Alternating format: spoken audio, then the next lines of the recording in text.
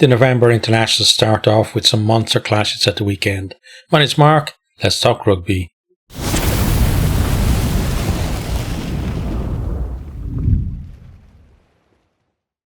Some big games right off the bat in this November series. And yeah, it's looking like a really enticing weekend of rugby ahead of us.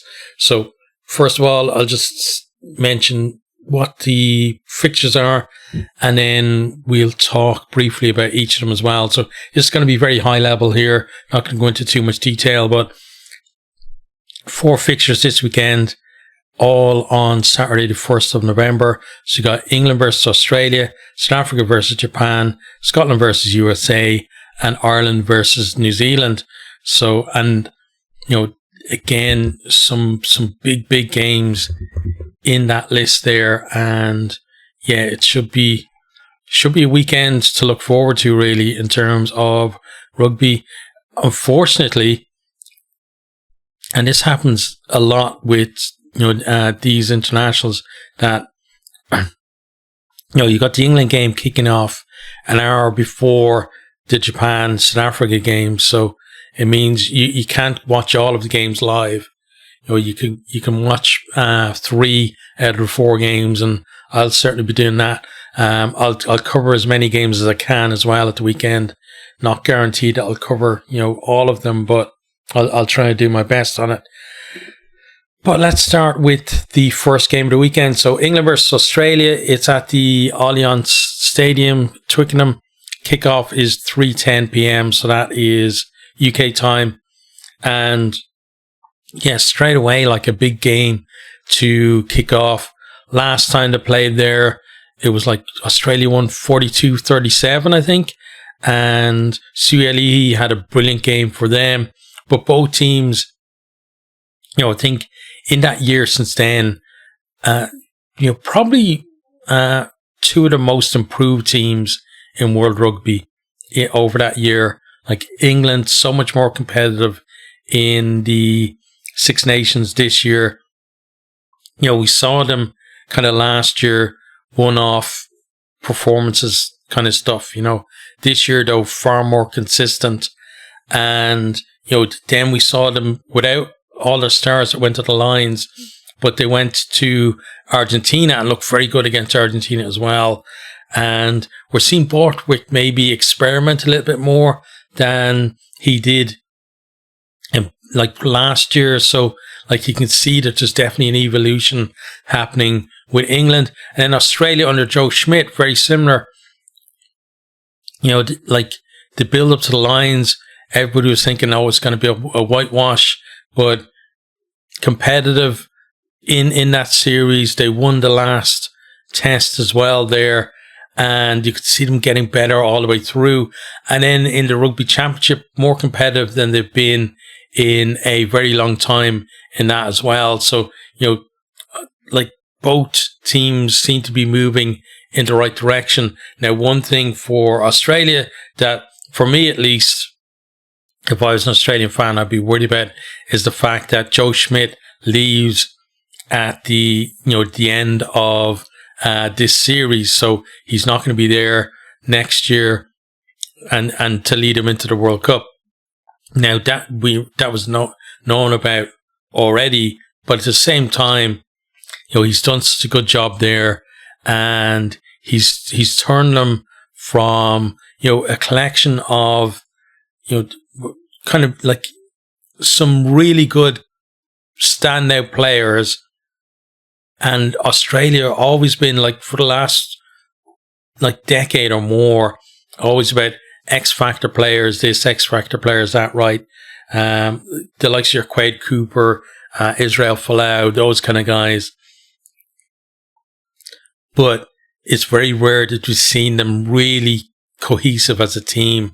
I think that's what Joe Schmidt has brought to Australia. Now, I also know from covering Australian rugby for quite a while that they have, it's kind of similar to England in terms of like the media and a certain certainly the media, but it's also a certain section of the fans don't like, when it's a non-native as the coach. So the fact that Joe Schmidt is from New Zealand doesn't sit well with some people.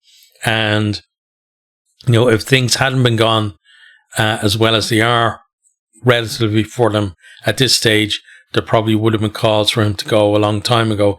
So I would imagine that there, even though he's done a decent job there are definitely sections of the rugby media in Australia and the fan base there who will be looking now to, okay, well, let's get an Australian in as the head coach and let them take us to the Rugby World Cup. Whereas if it was me, I'd be thinking, well, what can we do to persuade Joe Schmidt to actually stay on until the World Cup? Because I think, he's shown that he's done a good job there, and he could certainly,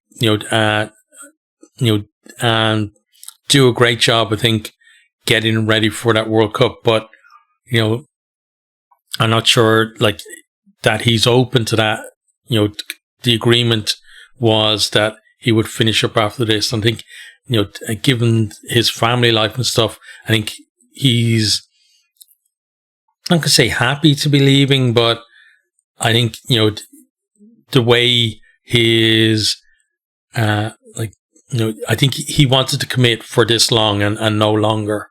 So I think for both parties, maybe it's going to, it's going to be kind of what they kind of want in it one way and not another way, I think. But kind of interesting there. But yeah, these two teams always seem to have a ding-dong battle between them.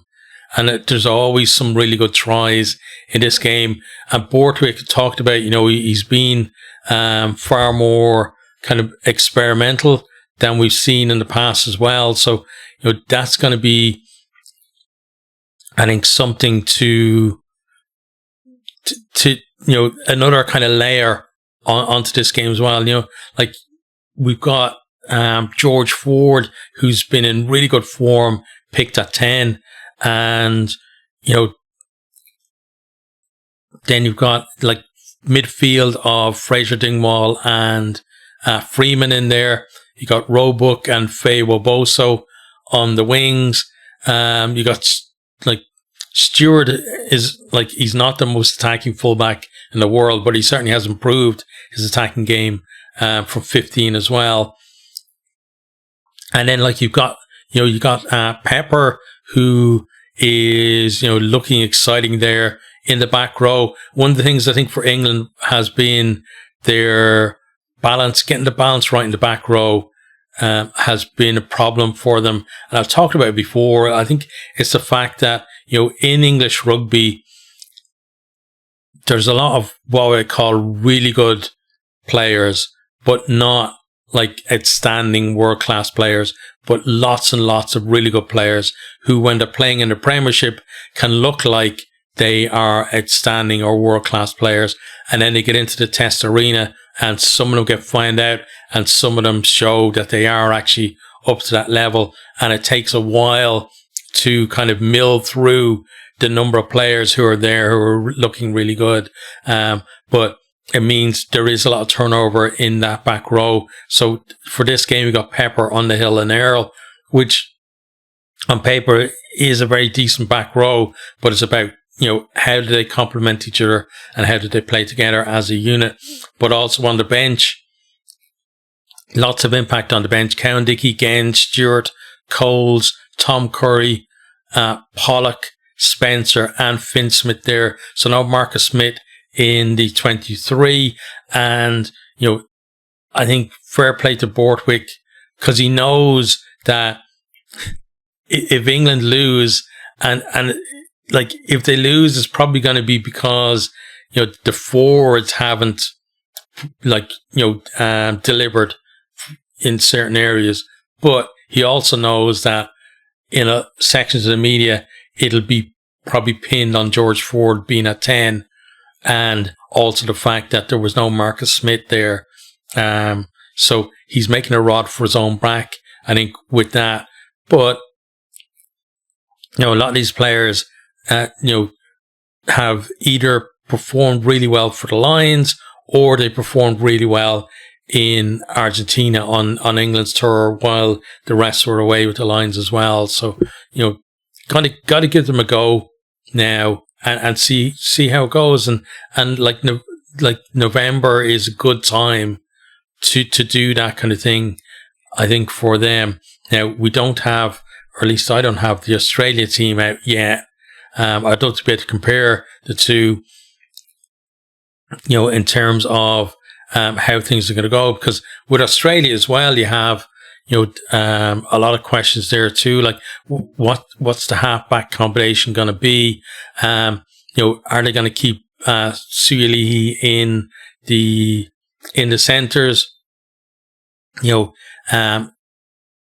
How are they going to go kind of second row as well? Because a couple of second rows got injured there last week against Japan, but it was like they did make a lot of changes for that game as well. I think 13 changes for that game too.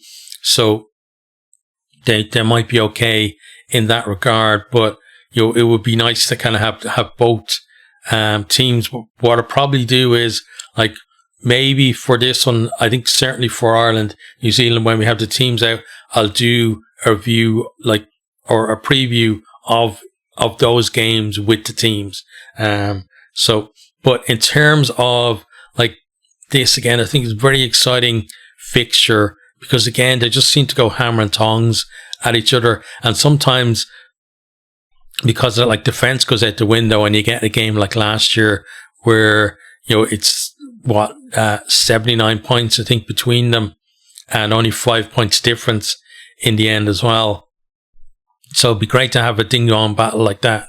Again, both teams kind of having purple patches and scoring, there were some quality tries scored as well last year. So if we get a game anywhere near that, I think it's going to be certainly one to watch this weekend. But that's our opening game.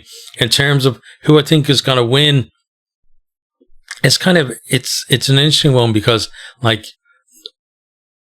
in terms of who I want to back, I want England to win because the Northern Hemisphere team. And I know, I was going to say, I know, a lot of people in Ireland will be cheering against England, but thankfully, I think at least, that's starting to change. It's not completely flipped, but you're going to get, I think, more Irish people cheering for England as the years go by, because that whole enmity thing, rival, I think enmity is changing to rivalry, if that makes sense. And I think it's a good thing as well. I think you're going to get more people, especially, in a Lions years as well, where you've seen these players performing for the Lions, that you're going to get more people cheering for England from the other Lions nations, as it were. There are always going to be, I think, sections who will be anyone but England, but I think, yes, it's slowly beginning to change. So for me, I'm cheering for England, but I've also got the whole thing of Joe Schmidt did a great job at Ireland, and I want to see him be successful too. So in terms of, I'm not going to be disappointed with either team winning, but I prefer for England to win because, again, it is North versus South in this as it is. I think as a collective, I think the Southern Hemisphere teams are looking better. It's hard to compare, but I think they're looking better than the Northern Hemisphere teams as a collective. And I think, by the end of it, I think Southern Hemisphere will win the majority of the games between North and South. That's just my feeling at the minute. Week by week that may change, but for this game, I'm predicting an England win. Okay, on to the next one then. We're not going to spend as much time on this one because there isn't as much kind of detail, or I would say, in terms of, obviously, if South African or Japanese, there's interest on it, but in terms of just neutral interest on it, there won't be as much. And the fact that it's kicking off while the second half of England Australia is on as well. Again, probably means that you're not going to get as many people tuning into it live. I hope to catch it later on, but by that stage it's going to be very hard to not hear the scoreline, because I'm almost certain that sometime at some stage during England Australia, somebody on the commentary team is going to talk about, especially if Japan are winning, and say, "Oh, this is the scoreline from Wembley," or wherever. But this game, South Africa versus Japan, it's at Wembley Stadium in London. Kickoff is 4:10 local time, and so just make sure your own time that you kind of factor that in terms of when it starts. But when you look at this fixture, obviously your mind goes back to the miracle of Brighton, where Japan managed to beat South Africa in the World Cup in 2015, and it was kind of a seminal moment for Japanese rugby. And I remember, I think it was it 2 years before that? It was a year or two before that. I was in Japan, and my brother and his then girlfriend came over to visit. So himself, my wife, the four of us, we went to Japan versus Wales, and Japan beat Wales for the first time in that game. I think a young Liam Williams was actually playing fullback in that game, and it wasn't a massive crowd in the stadium, but as the game went on and it was looking more and more likely that Japan were going to win, you could see the crowd getting so much more invested in the game, because actually during the game you could from that stadium you can see over into a baseball field next door, and there was a high school baseball game on at the same time. And in Japan, baseball is absolutely massive. It's easily, I think, the biggest sport in Japan. Soccer is getting bigger, but still think baseball is the biggest one over there. And a lot of the Japanese fans were looking over at the score of the baseball game, especially the first half of the rugby. But then second half, where it was getting tense and it was kind of close and looked like Japan were going to win, people just forgot about the baseball game. And that's a big, big deal in Japan, especially around that time. And that's when then, things in Japan really felt like, okay, something is happening here, for me at least, when I was living over there. And I remember as well when I started teaching over there first, and I was telling, like, a lot of my students were young kids, telling teachers, I like Japan, I like rugby. And some of them were like, kind of, what's rugby? And you'd have to show them pictures and explain it to them, or maybe show them a little video or whatever. But then after 2015, if I went into, talk to any students, any teachers, and I said, I like rugby, they would say, oh, Garumaru, because he was like the hero in Japan at that time, Japanese 10. Or they'd say like Leach, they'd say Lychee. And,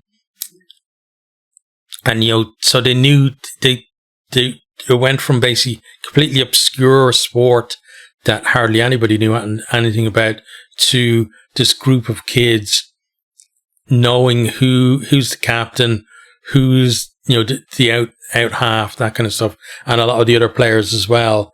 And just the profile for rugby just exploded. And then obviously they had the World Cup then in 2019, and that built on that as well. Now, like, the current Japanese team is not at the level of that 2015 team or even the 2019 team.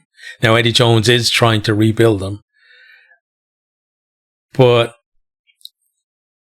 it kind of feels similar to, maybe not as bad, but similar to Warren Gatland going back to Wales, where they always say never go back. And he's gone back there. He's not having the success that he had, previously. And you're wondering, is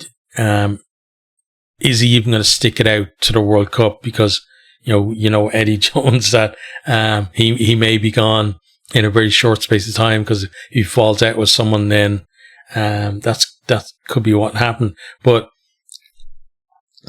as someone who lived in Japan for a long time, my wife is Japanese. I always have a soft spot for Japan in terms of wanting them to do well. But yeah, again, I don't think they're up to the standard of that. And then you look at South Africa, who back-to-back world champions, just won the rugby championship, and for me, easily the best team in the world. Because you look at South Africa, and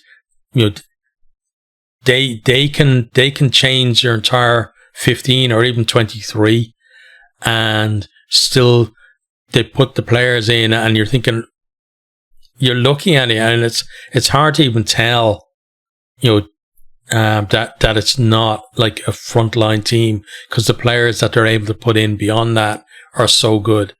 And obviously the fact that South African teams now in the URC as well. So, you got the Bulls, Stormers, the Sharks, and the Lions there, and we're getting to see a lot more of those guys who are sitting below the Springboks, and you're able to, just an example, you're able to see somebody like Ethan Hooker emerging at the Sharks and then getting representation for the Springboks, whereas before, when they're playing in Super Rugby, unless you were watching Super Rugby games, somebody like that appearing on the world stage, even if he'd played in the Rugby Championship, suddenly you'd be, oh, who the hell is this guy? But now we're getting to see those guys come through, and obviously then you have an affinity with South Africa a little bit more than you would if they weren't in the same competition as your team. So, but yeah, just looking at just the absolute mountain of quality players that they have that they can choose. And, again, they could pick 40, 50 guys, and still there would be guys who are like really, really good, not getting into that 50-man squad. That's how much depth that they have compared to everyone else. And because of that, there are and then you've got also just, as well as that, you have guys coming onto the international scene like Hooker, like Sasha Feinberg and Gamazulu, another guy that we've seen, emerging in the URC, and now strutting his stuff in the Rugby Championship as well, and just looking to the manor born there. And you've got other, the amount, you got Manny Lebach, you got Andre Pollard, and then you have the quality of the likes of Willie LaRue, who may not even get anywhere near being selected, and Cheslin Colby and Aronsa, and just tons of guys. And then you look at the front row depth as well that they have. It's just crazy that, they probably, South Africa, arguably, you could say, have the best, and the second best front row combination in the world. They'd certainly be I think both of their front rows that they could pick would certainly be in the top 5. And again, you could absolutely make an argument for them actually being 1 and 2 in the world. They're that good. just like quality across the board. Then below that, it doesn't drop off that much either. So yeah, it's going to be like, in terms of this game, it's hard to see Japan pulling off like a shock. Like, put it this way, if 2015 was a shock, like Japan winning this game would be, for me, it wouldn't have the impact, I don't think. But for me, in terms of just rugby terms and the gap between the teams, it would be an even bigger shock, because I think there is a bigger gap between the teams. South Africa, certainly a much better team than they were in 2015. And Japan, again, I think have gone backwards really since the 2019 World Cup. Haven't really kicked on from there and kind of taken advantage of the higher profile in Japan. Now, that's not to say that there isn't a generation, who are maybe, I don't know, 1 or 2 World Cups away from being the mainstay of the Japanese team, who've now grown up with that higher profile and from the Goromaru times. But at the moment, it feels like, they're maybe waiting for those players to come through at the minute. But they're still a competitive team. But again, South Africa, it's hard to see South Africa going into almost any game and not being the favourites at the moment. And I think they're clear favourites in this one. Okay, so that one was South Africa versus Japan. Next, then we have Scotland versus USA. So this one is Scottish Gas Murrayfield Stadium in Edinburgh, and kickoff for this one is 5:40 p.m. So this, again, I think another interesting fixture, but I think it's going to be, again, kind of like South Africa, Japan, where it's hard to see the USA honestly picking up a win, because like USA Rugby, another team, like I think they've gone, like talking about Japan going backwards a little bit, USA have majorly gone backwards, over the past couple of World Cup cycles. And obviously we have them kind of trying to turn things around and increase the profile of rugby and increase the quality that they have available to them.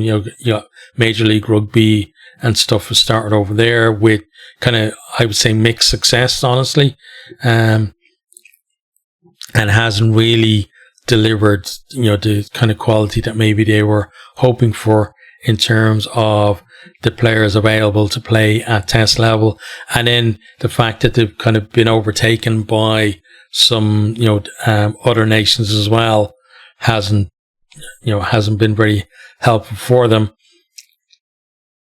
And yeah, it feels like, the USA, that there's obviously a major job there to kind of build them up, and it feels like it's a multi World Cup cycle job to actually do that. I don't think like by the next World Cup in Australia they're going to be anywhere near there.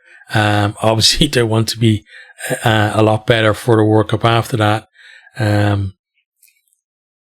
But yeah, it's kind of hard to see them being, competitive outside of, you're always going to get kind of be competitive for the first 40 odd minutes or something, maybe get, an early try and put the cat amongst the pigeons. But you would expect like Scotland, first of all, I think, Scotland are probably going to rotate, certainly for this game, given that like next week they have the All Blacks, that they're going to rotate for this game. And sometimes you have that whole thing of cohesion where you put in a load of guys who, even if they play together for Glasgow or Edinburgh, they're in the national system now, and they're maybe not so used to playing together as Scotland. And you might have that cohesion thing. I think the likes of Scotland and Ireland certainly get affected by that a lot. I think where you put guys in and give them a go, and it can take a while to kind of gel together. That might be the case for Scotland as well. But again, I think come the second half, they last 20 minutes or so, they should have a lead, and then depending on whether I think it was a close-ish game, maybe 10 points by that stage. You'd expect Scotland maybe to pull away. If Scotland already have the game won by then, maybe they'll take the foot off the gas, and the USA might get a couple of late scores to kind of put a gloss on things from their side. But yeah, it's hard to say that USA are really going to be competitive in this game. And for Scotland, it feels like it is just that warm-up game to, for them, the big game next week against New Zealand. And then, after that, then, they've got, I think it's Argentina after that. And then Tonga. So for them, the big game for them is next week against New Zealand, which means that obviously players are going to be kind of rested for this, but you can't rest too many players at the same time. Players have to have a run out as well, and you don't want your entire team's first game, of the series being against the All Blacks the way Ireland's is. We'll come to Ireland now in a second, but you'd rather have that kind of warm up, and maybe there won't be, because of that, there won't be as much rotation against the USA. It might be a bit of a dress rehearsal maybe for New Zealand, but with a sprinkling of changes in there, and then given who else they're playing, you might see another strong team against Argentina, and then the major changes maybe come against Tonga. So it's kind of interesting the way their fixtures have fallen for them, because you would look at this USA game and think that's a great opportunity to get a lot of your kind of wider squad and players you want to have a look at into the Scottish shirt and look at them, at test level. But again, if you have New Zealand the week after, does that mean then you maybe want to get some minutes into the likes of Finn Russell or Sione Tuipulotu or whoever, and Dempsey coming back as well, all those guys, do you want to get minutes into them and then maybe take them off kind of early in the second half and introduce new guys that way? Or do you take it as this is a great chance to bring players in and do that and kind of have those guys watching from the stands? Thinking about it, I think probably it's going to be a mix of the two, but there are going to be a lot more frontliners in the Scotland team, I think, compared to if they didn't have as big a team as the All Blacks next week. So yeah, but in terms of prediction for this, I think it's going to be a safe Scotland win. USA again, they might get an early score or whatever and look a little bit competitive, but Scotland are going to have too much of them. Okay, and then on to, I think, what most people would say is the main event of the weekend, Ireland versus New Zealand at Soldier Field, Chicago. Kickoff is 8:10 p.m. and that's 3:10 local time in Chicago. So, obviously, Ireland, New Zealand, Soldier Field, your mind goes back to that 2016 game where Ireland finally beat New Zealand for the very first time. And, people are talking about revenge for New Zealand and stuff like that for this game. And, it's kind of interesting from my point of view, because as an Ireland fan, I would have been thinking, hang on, aren't Ireland out for a bit of revenge from the Rugby World Cup quarter final? I think that would be sitting with the Irish guys as well. And it's a great opportunity for Ireland really to to go at New Zealand in that one as well. So I think both teams will have big motivation for this. And, looking at the teams as well. So you got New Zealand, who I think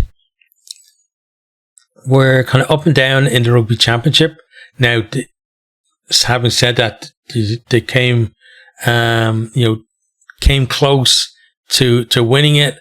But at the same time, South Africa, in one of those games, obviously they beat South Africa and then South Africa beat them, but the margin South Africa beat them by was a lot bigger. And that was a bit of a shock, because you're not used to seeing New Zealand kind of getting beaten by wide margins. That they're such a good rugby nation that even when by their standards their team isn't the best, they're still good enough to give almost anyone in the world a game. And I think an average, if you were like by New Zealand standards, All Blacks team, I think is still probably up there, knocking on the door to be number 2, number 3 in the world.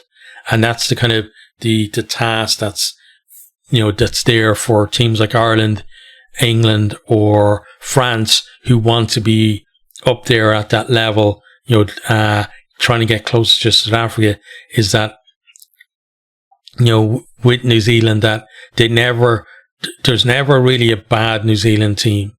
They're just not as good as the crazy, exceptional high standards that they go by.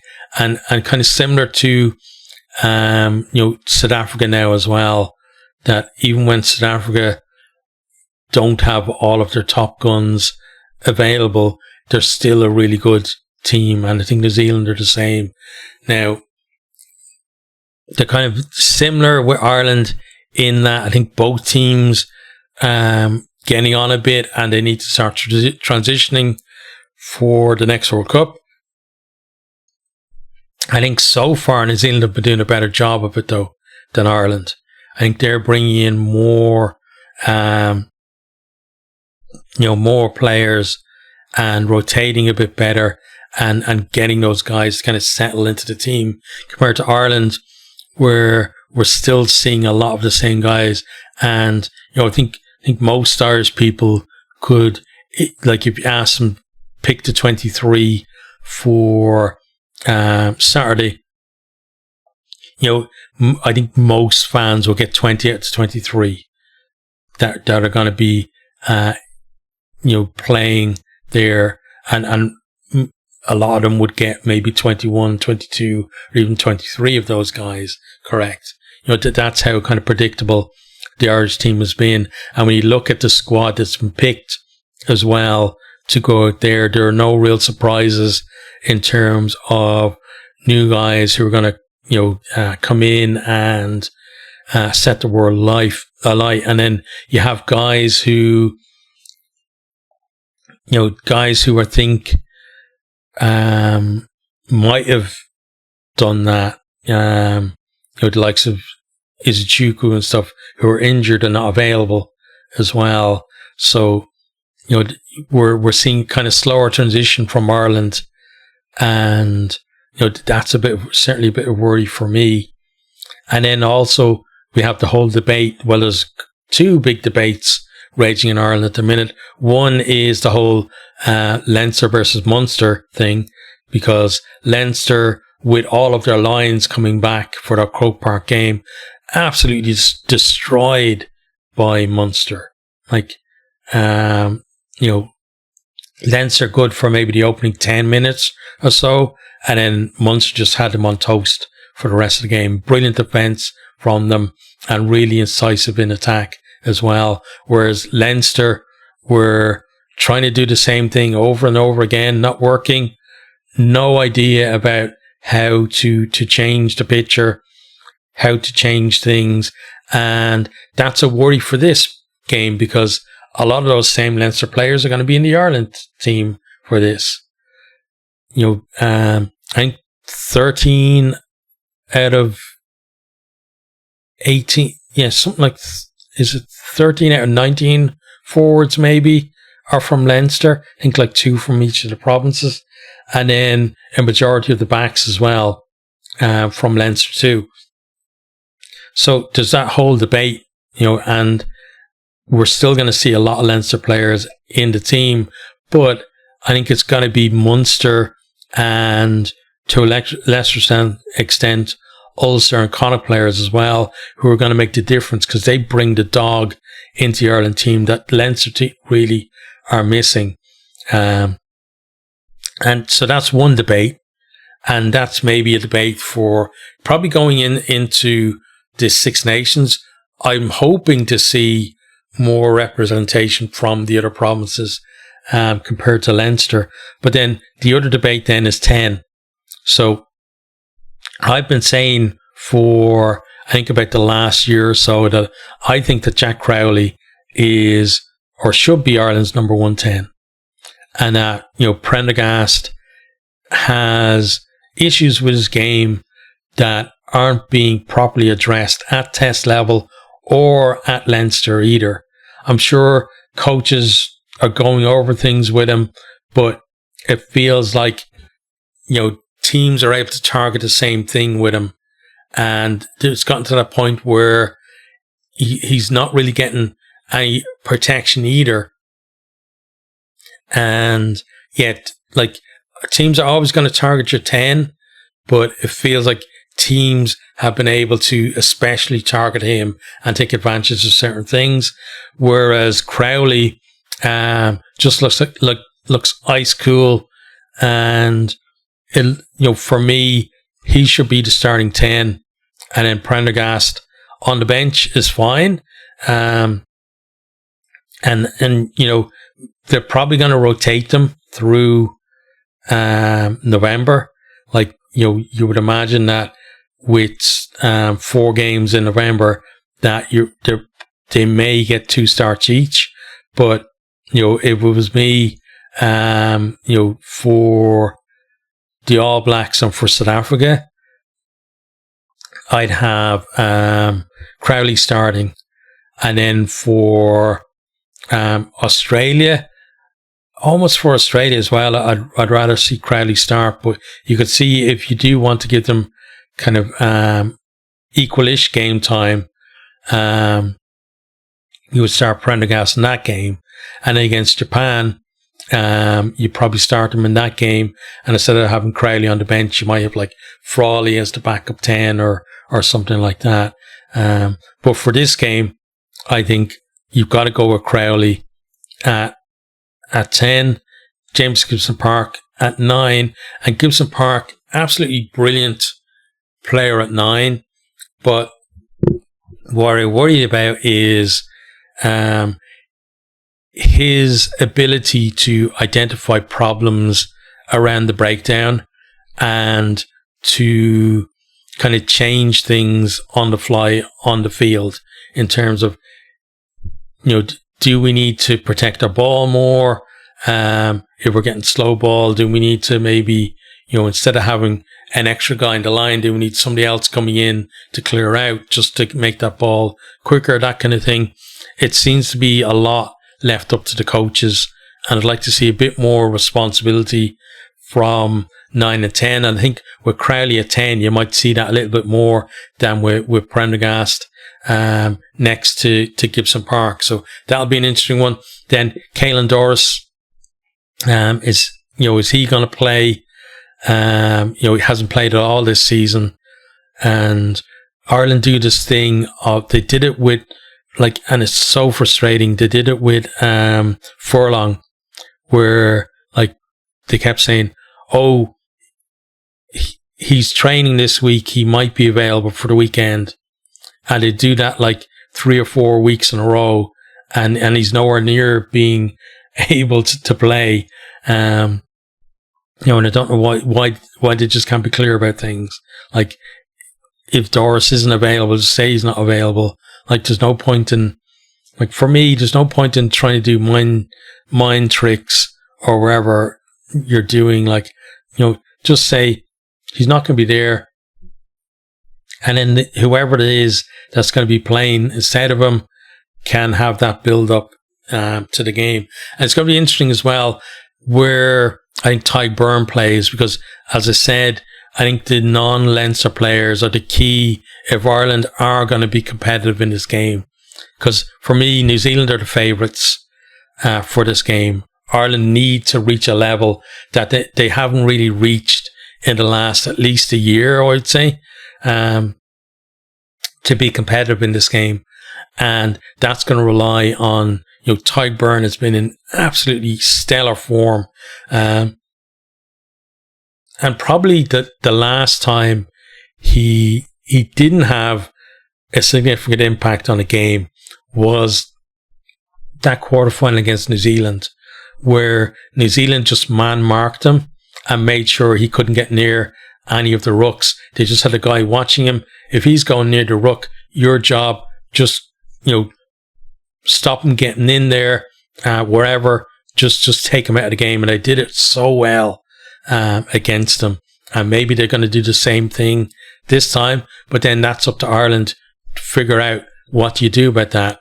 How do you still get him to impact the game? But he has been in brilliant form, and so I think he's going to be important.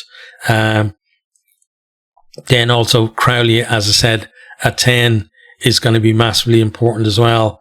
And it's those guys coming in, that are really going to have that kind of impact on the, on that,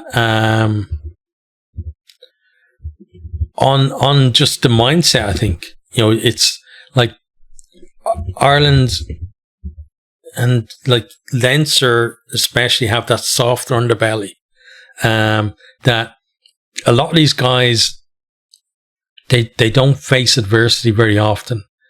And when they do, like, when you look at Leinster over the last few years, it's been in Champions Cup finals or semi-finals or wherever, and things aren't going right, and they don't know what to do. There's no, there's no kind of ability on the field to change things.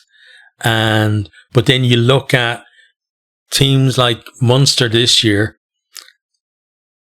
So Munster have had to, really work for the wins that they've had this year. They've won 5 from 5, but you look at the performances, and a lot of them have been battling performances where the other team have outplayed them. Now against Leinster, they were absolutely stellar. But you look at, the game against Connacht there last weekend, Connacht probably feel aggrieved, that they didn't win that game. That's how close it was. And then you look at the game before the Leinster game, and you're looking at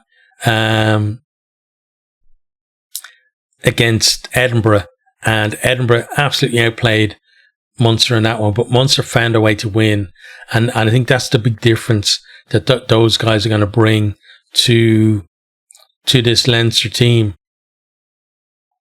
is that they're going to bring that dog, that ability to stick in games, and that ability to kind of change things on the field that we're really not seeing from those Leinster players. So, I think that's going to be something interesting to watch there. And it's going to be also about, those Leinster players. The last time they played was that game where they got that shellacking from Munster. And for some of those players, not all of them, because some of them played the week before against the Sharks, but for a big group of those players, that's the only game they've played so far this season. So to go from that then into camp and to prepare for this game, they've got to get the mental side of things right as well. And you kind of worry that, if New Zealand do get a good start in the game, can Ireland claw their way back? Because if you look at this Ireland team over, that kind of period since kind of that win in 2016, for the vast majority of those games, it's been about when they've won, it's about getting that lead and keeping the scoreboard ticking over and staying ahead.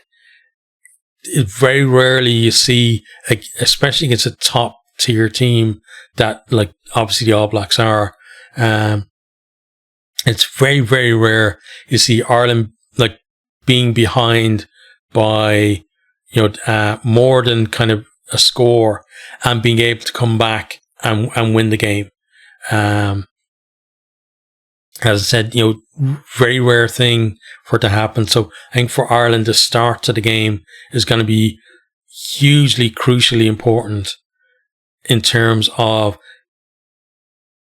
conceding an early try, not so bad, but conceding maybe 2 early tries, maybe already, they're really fighting an uphill battle in that. I think for Ireland, they've got to try and get themselves ahead early on in the match, and then have that courage and that ability to be able to keep that scoreboard ticking over, because there's no point in, let's say going 14-0 up in the game or wherever, and then by half time maybe it's 14-12, and then in the second half then you don't add any scores at all, or maybe just a penalty, and you end up losing 20-something 17, say.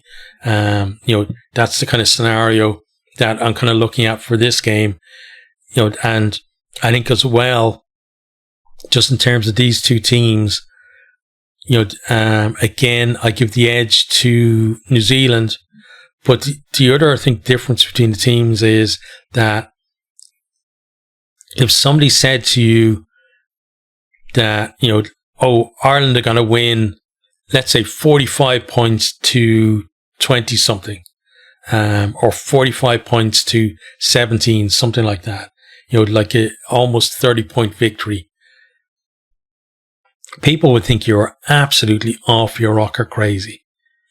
Whereas if you said it the other way around, that New Zealand are going to do that, that's within the realms of possibility.